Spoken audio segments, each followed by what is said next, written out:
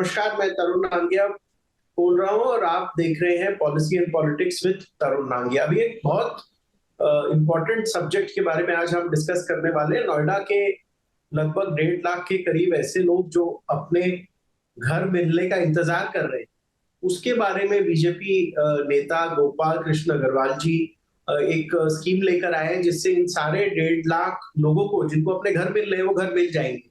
उसके लिए नोएडा अथॉरिटी, राज्य सरकार और केंद्र सरकार और बैंक्स की कुछ हद तक कुछ मदद लगेगी।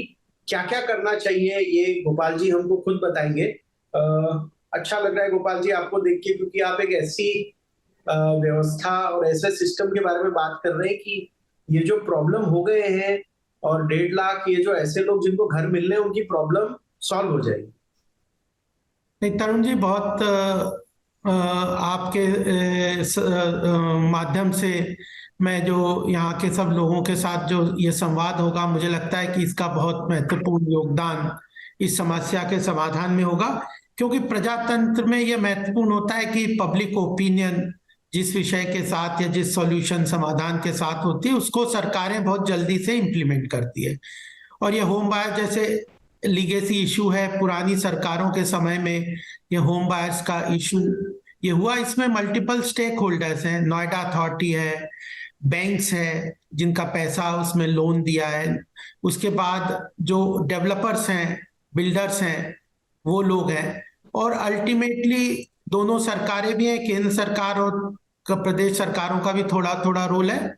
रेगुलेटरी ऑर्गेनाइजेशंस भी हैं, आरबीआई है, आईबीपीआई है, insolvency bankruptcy board of India. सबसे महत्वपूर्ण जिस विषय को लेके मैं आगे चल रहा हूं वह है होम बायर्स।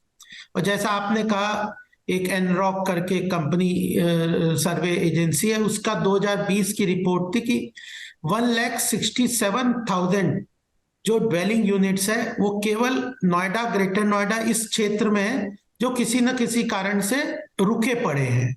होम बायर्स का इशू इतना कॉम्प्लिकेटेड है। अगर आप 5 लोगों को भी एवरेज में देखें तो 10 से 15 लाख लोग इफेक्टेड मिडिल क्लास लोग हैं, जिनका एक सपना था कि हम अपना एक घर बनाएंगे, घर लेंगे, उसमें रहेंगे। तो वो लोग इतनी बुरी तरह इसमें फंस गए हैं कि उन्होंने बैंक से लोन लेके, होम हाउसिंग लोन लेके इन बिल्डर्स को पैसा दिया, इनके प्रोजेक्ट के ऊपर पैसा लगाया। उस पैसे के अंतर्गत जो लोन उन्होंने बैंकों से, इंस्टीट्यूशन से लिया, उसका ईएमआई पे कर रहे हैं, इंटरेस्ट पे कर रहे हैं। और साथ में उन्होंने एक सोचा था कि 2 साल 3 साल के जो पीरियड के अंदर उन्हें मकान मिल जाएगा, तो वो उस मकान में रहेंगे।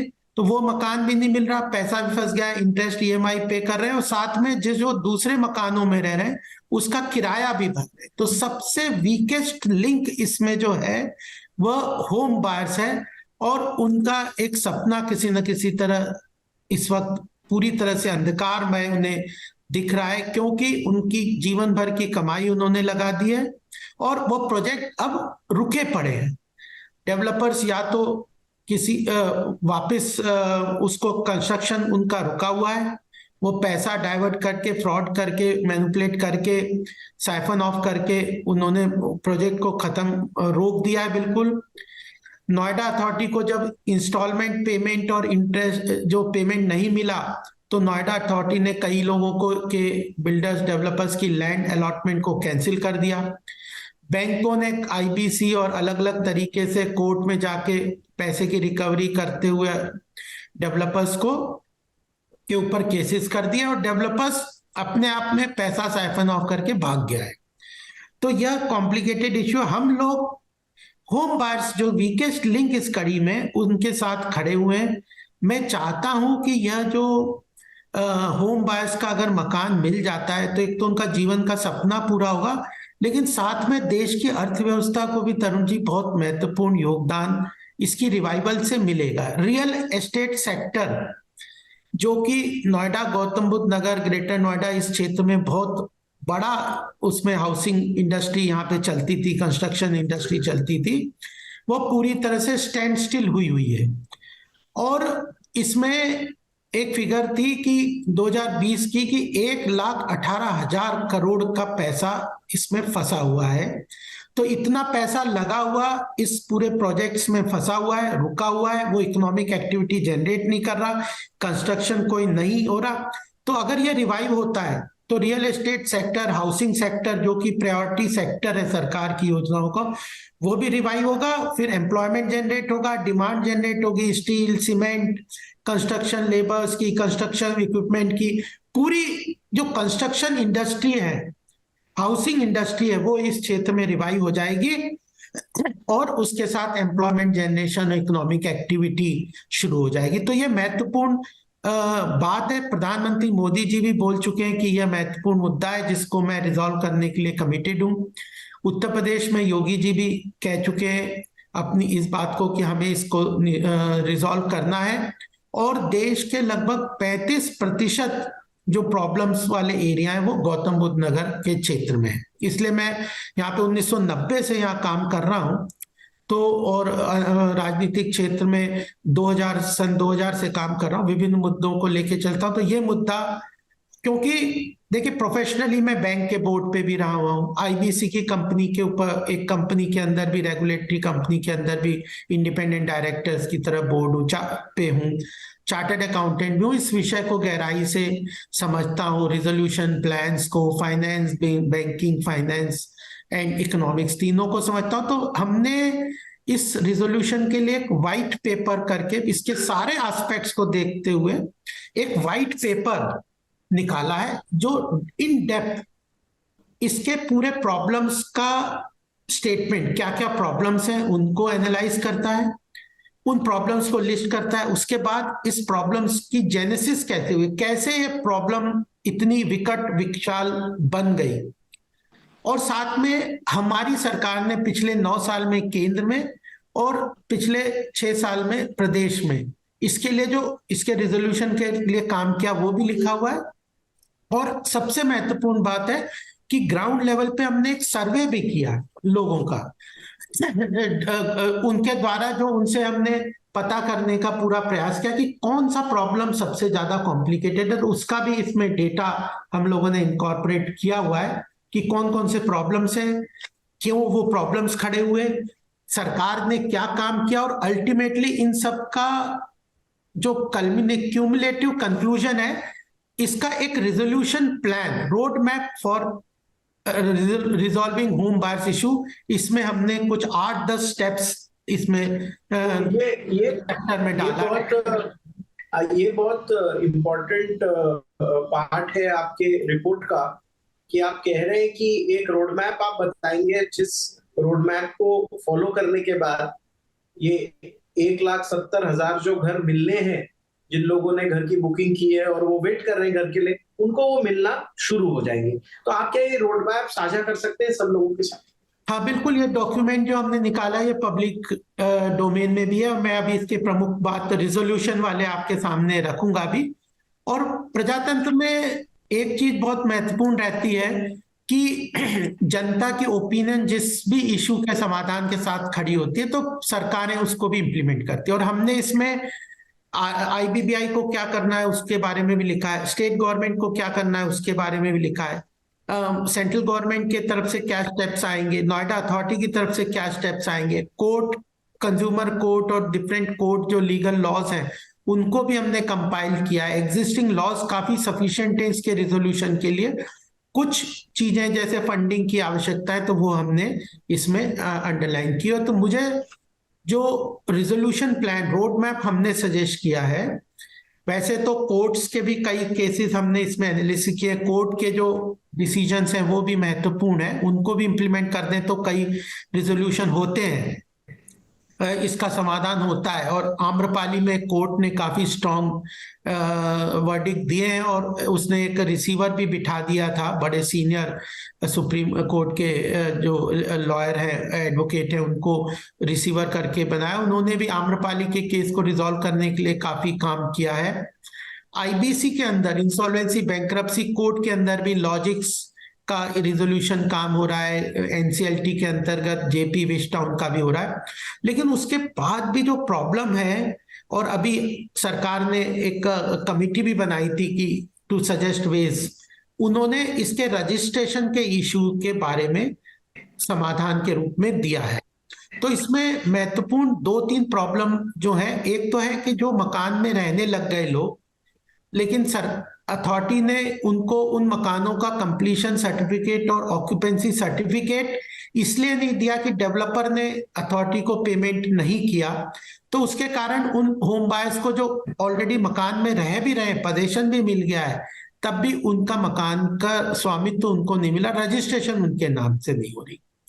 तो कमिटी ने भी सजेस्ट किया कि उसको रजिस्ट्रेशन करना शुरू कर दो आप, ऑक्यूपेंसी सर्टिफिकेट और कंप्लीशन सर्टिफिकेट, जो कि होम बायर ने तो पेमेंट पूरा कर दिया है डेवलपर को, बिल्डर को, बट उसने अथॉरिटी को पेमेंट नहीं किया, तो वो अथॉरिटी उससे ले, लेकिन होम बायर्स को तंग ना करे, उसका रजिस्ट्रेशन का प्रोसेस शुरू कर दे।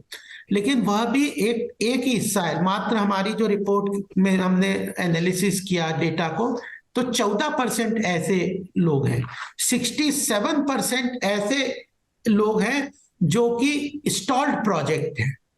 यानी पहला हमने जो फोकस किया होम बायर्स के इशू को रिजॉल्व करने का, उसमें भी हमने देखा कि जो रुके हुए हैं प्रोजेक्ट, जो बिल्कुल तरह से ठप पड़े हुए हैं, कोई कंस्ट्रक्शन एक्टिविटी नहीं हो रही, जो जिस स्थिति में मकान बन गया उसी स्थिति में वो पड़ा हुआ है, तो उन स्टॉल्ड प्रोजेक्ट को लगभग 65 से 70% समस्या वो है विकट, उसके लिए हमने फोकस किया है।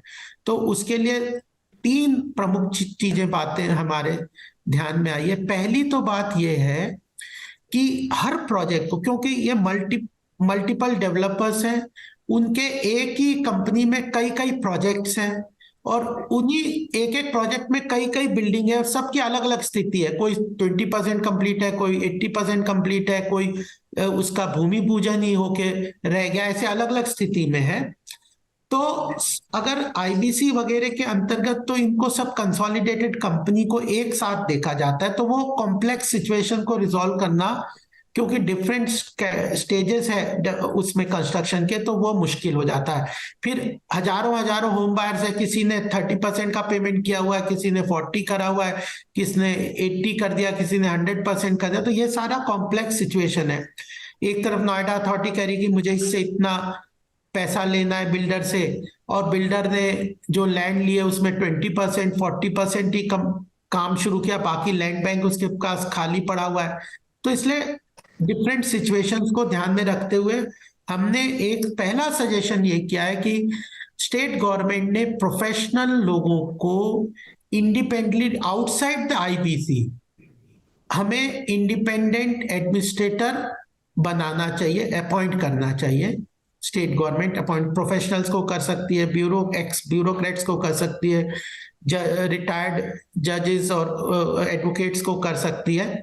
उन जो लोग इन चीजों को समझते हैं, फाइनेंस, कंस्ट्रक्शन, इस तरह के, उन लोगों को सिंगल प्रोजेक्ट वाइज एडमिनिस्ट्रेटर बिठाए, उनको एक टाइम फ्रेम दे दे कि इतने दिनों में आप रिपोर्ट बना दो।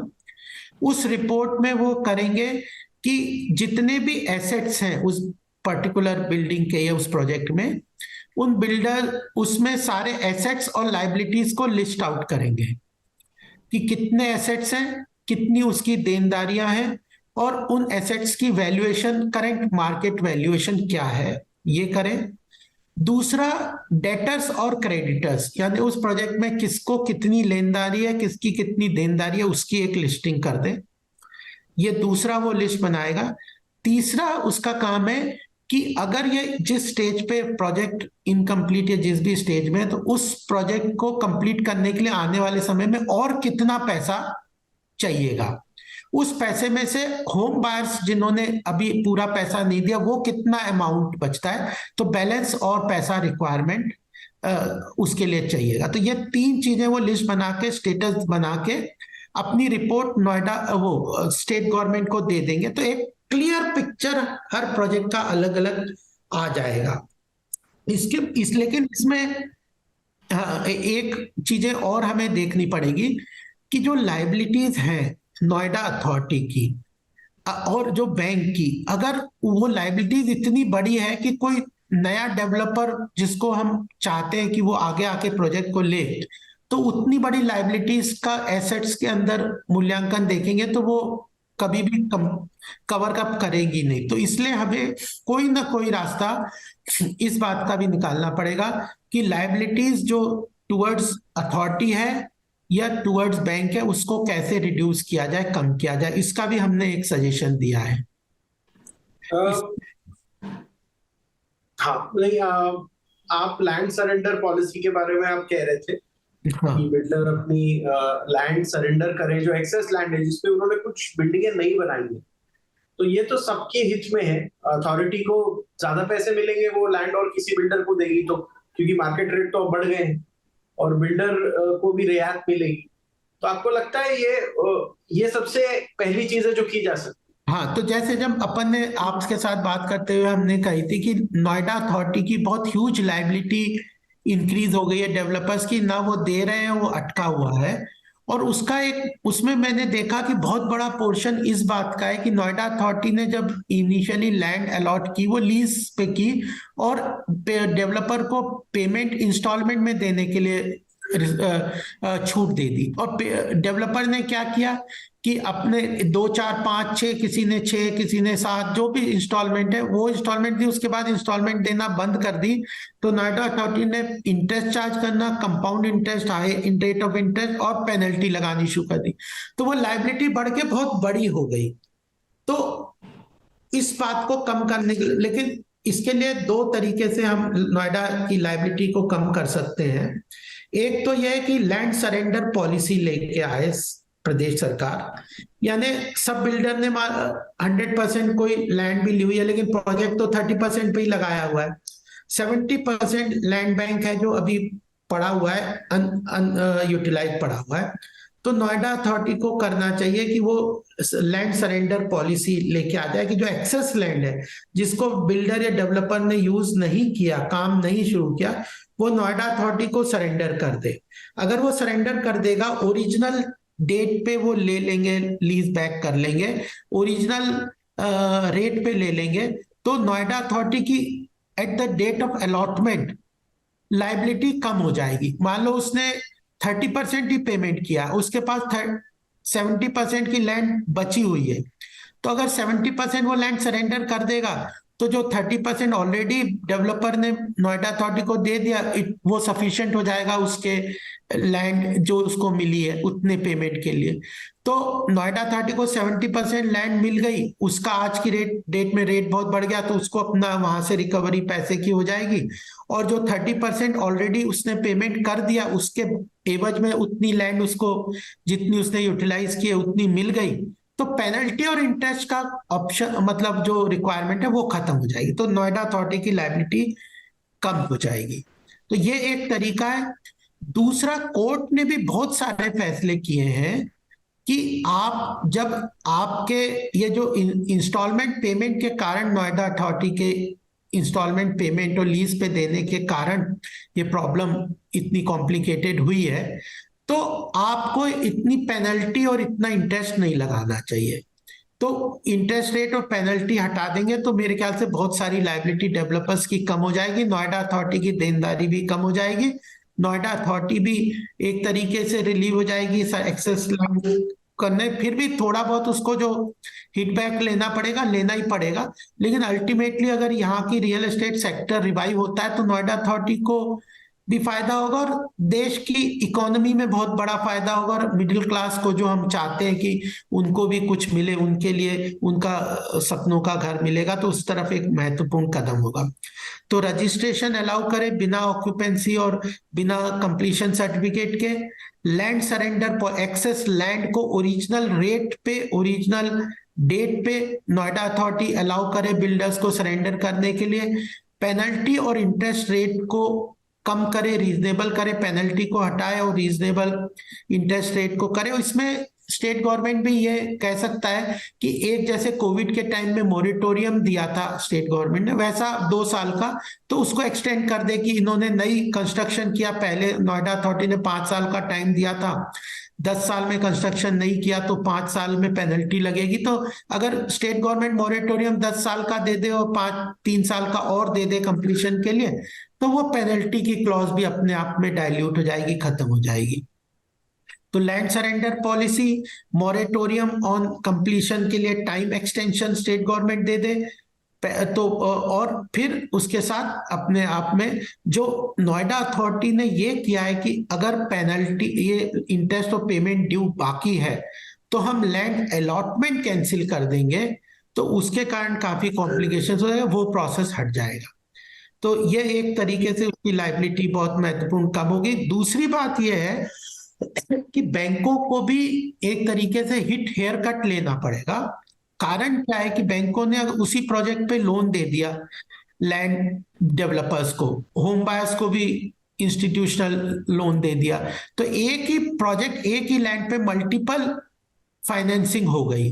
तो अब सिक्योरिटी तो बैंक के पास रही नहीं उस लैंड की, टेक्निकली तो सिक्योर्ड है ही नहीं जब लाइबिलिटी 4 गुना है और एसेट के 1/4 है, तो सिक्योर्ड तो है नहीं। तो उसको भी किसी ना किसी तरह हेयर कट लेके आरबीआई से बात करके एक हेयर कट की पॉलिसी लेनी पड़ेगी, क्योंकि जितना रिकवरेबल है आईबीसी के अंदर भी, वो जितना रिकवरेबल है उतना ही वो रिकवरी की लायबिलिटी खड़ी करते हैं, ताकि नया बिल्डर आए तो आगे से कम उसका पैसा रिलीज होना शुरू हो जाए, जो जितना उसने लोन दिया है, जितनी एसेट वैल्यू है उसके बराबर तो लोन उसका रीपेमेंट होने लग जाए, उस पर तो इंटरेस्ट आने लग जाए।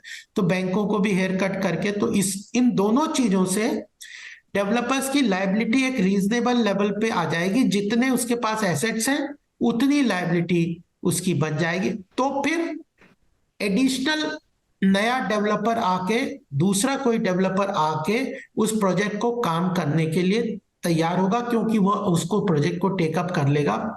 उसके लिए केंद्र ने अभी पीछे स्वामी फंड डिक्लेयर किया था कि ऐसे स्टॉल प्रोजेक्ट के कंस्ट्रक्शन के लिए हम लोन देंगे अलग से, और 25,000 करोड़ का स्वामी फंड बनाया था। हमने सजेस्ट किया कि उसको बढ़ा के 50,000 करोड़ कर दें, और वह लोन की तरह ही रहेगा, नए डेवलपर्स को दिया जाएगा, और वह लोग कंस्ट्रक्शन करके फ्लैट्स को जो पेमेंट बाकी होम बायर्स से जो बैलेंस पेमेंट लेना है उनको मकान दे के उस प्रोजेक्ट को रिवाइव करके बैंकों को भी इंटरेस्ट के साथ जो बैलेंस पैसा है वो देंगे, नोएडा अथॉरिटी को भी पैसा देंगे। तो ये ओवरऑल जो प्लान बनेगा उसको स्टेट गवर्नमेंट अप्रूव करेगी। तो स्टेट गवर्नमेंट का काम है कि एडमिनिस्ट्रेटर अपॉइंट करे, वह मोरेटोरियम को एक्सटेंड करे, और जो एडमिनिस्ट्रेटर रिजोल्यूशन प्लान बनाता है इंडिविजुअल प्रोजेक्ट का, जो हेयर कट को डिफाइन करता है, जो कि नोएडा अथॉरिटी की पेनल्टी और लीज जो इंटरेस्ट रेट को रीजनेबल करता है, और लैंड सरेंडर पॉलिसी का जो सजेशन देता है, और फ्यूचर रिक्वायरमेंट के लिए नए बिल्डर को ढूंढता है, उस पूरे प्लान को स्टेट गवर्नमेंट अप्रूव कर देगा। तो यह प्रोजेक्ट रिवाइव हो जाएगा। सेंट्रल गवर्नमेंट की तरफ से यह काम है कि आरबीआई को जो एक्चुअली में पैसा लूज कर गए हैं, उस पैसे को आरबीआई के माध्यम के थ्रू करके एक जो रिजोल्यूशन प्लान जिसको कहते हैं, हेयर कट प्लान करके जो है उस चीज को एक्सेप्ट करे, और स्वामी फंड के अंतर्गत नए डेवलपर्स को फंड दे। तो एक तरीके से मुझे लगता है कि अगर मान लो आम्रपाली जैसे बड़े बिल्डर का कोर्ट ने रिजोल्यूशन प्लान बनाया है, उसमें भी अल्टीमेटली जब कोर्ट से फैसला आता है तब भी बैंकों को हेयर कट लेना पड़ता है, अथॉरिटी को भी अपना पैसा पेनल्टी और इंटरेस्ट रेट वेव करवाया आम्रपाली केस में, आईबीसी में भी यही हुआ है। तो एक तरीके से पॉलिटिकल विल के साथ अगर स्टेट गवर्नमेंट और सेंट्रल गवर्नमेंट करती है तो इतनी लंबी जो आईबीसी कोर्ट केसेस, हजारों लोग परेशान, और टाइम पीरियड के अंदर और इंटरेस्ट और पेनल्टी और कॉम्प्लिकेटेड होता है, और जो एसेट्स पड़े हुए हैं अगर वो रिवाइव नहीं होते तो 2 साल के बाद तो उनकी वैसे ही कोई मेंटेनेंस नहीं है, कुछ नहीं है, तो उसकी वैल्यू और डिटीरियोरेट हो जाएगी। तो इसमें विन विन सिचुएशन सबकी होगी, अथॉरिटी को बेटर है, बैंकों का जितना पैसा रिकवरेबल है वो रिकवर होने देगा, स्टेट गवर्नमेंट को एक तरीके से उनकी एक जिम्मेदारी है, उनका कमिटमेंट है कि होम बायर्स को हम अपना घर दिलवाएंगे, और ये जेनेसिस भी अथॉरिटी की, चाहे लीगेसी इशू है, पुरानी सरकारों के कारण है, फिर भी हमें सॉर्ट आउट करना है, तो वह भी एक तरीके से स्टेट गवर्नमेंट का भी काम इसमें एक उनका पॉलिटिकल पर्पस या जो जन कल्याणकारी जो स्टेट वेलफेयर स्टेट का जो काम होता है वो हो जाएगा, और सेंटर का स्वामी फंड और इसके सोल्यूशन से ये रिजॉल्व हो जाएगा। आईबीसी इसके अंदर उन्होंने भी कुछ अमेंडमेंट अपने जो कहें कि हम अपने एक्ट में कुछ अमेंडमेंट करेंगे, उनके ऊपर भी हमने कमेंट लिखा है। वो पब्लिक डॉक्यूमेंट है, डिस्कशन पेपर है कि अगर सब एक्सेप्ट करते हैं तो हम इसको हम आईबीसी में अमेंड करेंगे, तो उसको भी वो कर देंगे। तो यह एक multi pronged Tarun ji approach होगी और इसके बहुत सारा सॉल्यूशन। अच्छा, आपने ये सारा चीज साझा की, आपने एक अच्छा प्लान बनाया है, एक अच्छी मुहिम छेड़ी है, जिसका रिजल्ट आना जब शुरू हो जाएगा, लोगों के घर मिलना शुरू हो जाएंगे। आपको बहुत मुबारकबाद और मेरी तरफ से बहुत धन्यवाद भी कि आपने लोगों के लिए सोच के कि 1,70,000 जो एक्चुअली मूलभूत लोगों के इशू है, बहुत सारी और चीजें लोगों को कंसर्न नहीं है, पर घर मिले इससे बड़ा और क्या मुद्दा हो सकता है लोगों के लिए। आपने इसके लिए मुहिम छेड़ी, इसके लिए आपको बहुत बधाई। और और मैं इसमें एक हम चीज और मिलकर कहना चाहता हूं कि देखिए, प्रजातंत्र में यह महत्वपूर्ण होता है कि कोई भी समाधान के लिए जनता जिस समाधान को लेके आगे चलती है, तो जो लीडरशिप है उनके मन में भी ये बात आता है कि ये समाधान सबको पसंद है और ये सबके हित में है, तो वो समाधान इंप्लीमेंट होता है। मुझे 2000 से यहाँ पे गौतम बुद्ध नगर में काम करते हुए हो गया, राजनीतिक क्षेत्र में कई कई समस्याएं मैंने देखी है, उनके समाधान के लिए भी काम किया है। तो मुझे लगता है कि यह एक बहुत बड़ा एक प्रॉब्लम है, जिसको अगर हम समाधान करते हैं तो हम यहाँ की जनता के लिए भला कर सकते हैं। तो अगर लोगों को यह पब्लिक डोमेन में है, ट्विटर हैंडल पे है, मेरे मेरे सोशल मीडिया प्लेटफॉर्म्स पे है, गोपाल के अग्रवाल, ये सारे प्लेटफॉर्म्स हैं जिन पे एनएस उनके साथ जुड़ के उस सॉल्यूशन के लिए का एक इसके लिए एक अवेयरनेस और इसके प्रति समर्थन की बात करेंगे, तो मुझे लगता है ये कलेक्टिव विल और कलेक्टिव एफर्ट से ये सॉल्यूशन एक्सेप्ट हो सकता है, हो भी जाएगा और इससे रिजोल्यूशन भी होगा। Thank you so much show में आने के लिए। और आपने कोई मुद्दा उठाया है तो मैं आश्वस्त हूं कि आप उसको एक निष्कर्ष पर पहुंचा के ही मानेंगे। बहुत बहुत बधाई आपको। Thank you. नमस्कार।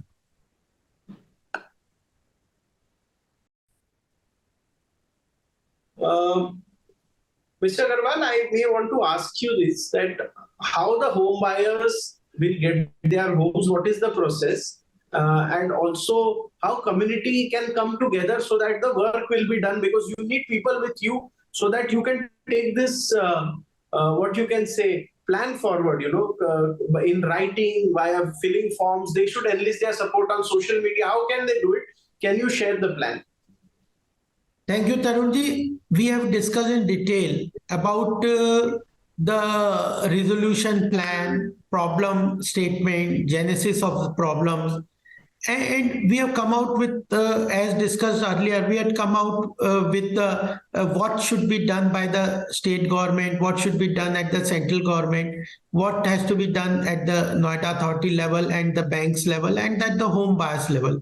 What I want to also emphasize is that this white paper with the roadmap and resolution plan is in the public domain.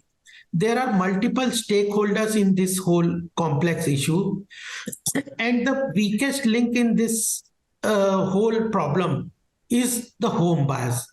Their life saving, they are mostly middle class people, their life saving is stuck in this home buyers problems issue. They have taken loan from the bank, they are paying EMI, they are when they are not getting their houses, they are staying in the rented accommodation where they have to pay rent. So the weakest link in this whole issue is the home buyers, whose lifelong dream is stuck with the possession of the house.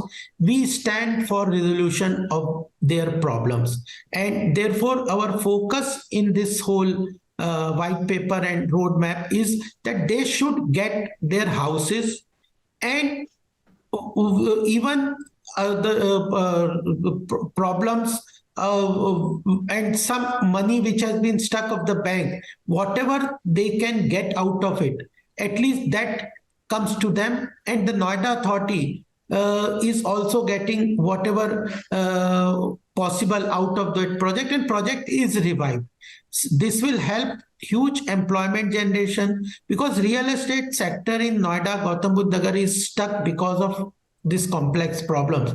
Though new projects are coming after RERA, new projects are coming, but old project, almost 1,67,000 dwelling units involving more than 10 lakh people is stuck. And estimated amount is 1,20,000 crores has been stuck. So revival of this project is very important, and therefore we have suggested this solution. And in a political setup, in a democratic setup, whatever solution one may give, unless the public, those who are the stakeholders, those who are most affected by that problem, they come forward and accept that solution, and they come with a demand that we agree with this solution and we stand with this solution, and they are hopeful that through this resolution mechanism their problem is resolved. So if they come and build a public opinion, build a support system, build a narrative awareness on the issues, on the social media, on the public platforms, on the discussion channels, and if they agree with my resolution plan, surely I want to just mention that Prime Minister Modi ji and Yogi ji are highly committed that this home bias issue in Gautam Budh Nagar should be resolved. And if this roadmap is acceptable to all, every stakeholder is getting whatever best he can get out of this project. So I think with this mass support and mass awareness and mass acceptance, this plan will be implementable, because it will involve the acceptance from the state government. It will involve some kind of administrative or political decision by the state government on the Noida authority. It will also require some support from the Central Ministry, Urban Housing Development Ministry and Finance Ministry, so that they can bring banks to accept this resolution and haircut and other problems, etc. And then they also need to provide fund through the Swami Fund for new developers, new builder to come into. So banks have to agree, central government has to agree, state government has to come out with its own efforts, and the professional people will be involved into the resolution plan and individual project analysis, making out the list of assets, liabilities, debtors, creditors, what is the future requirement of plan, how much land, excess land bank is available with the developer, which can be surrendered to the Noida authority, how much moratorium each project will be requiring, so that penalty and interest rates can be waived out, heavy interest can be waived out. So this cumulative will, cumulative acceptance and cumulative awareness and support definitely will help this complicated problem to be resolved. It will revive the real estate sector. It will revive the large scale construction industry. It will create demand in the steel, cement, and other construction equipment. At the same time, it will also give home buyers their home. And I am surely committed that I will do everything within my possibility, within my capacity and resources to for the home buyers to get their house. And I think because of my background of chartered accountancy, because of my background of being in the bank board, because of my association with the regulator in the insolvency, bankruptcy code issues, and my experience in banking, finance, and economics, and my commitment to the people of Gautam Budh Nagar, surely I will be able to do justice to the cause.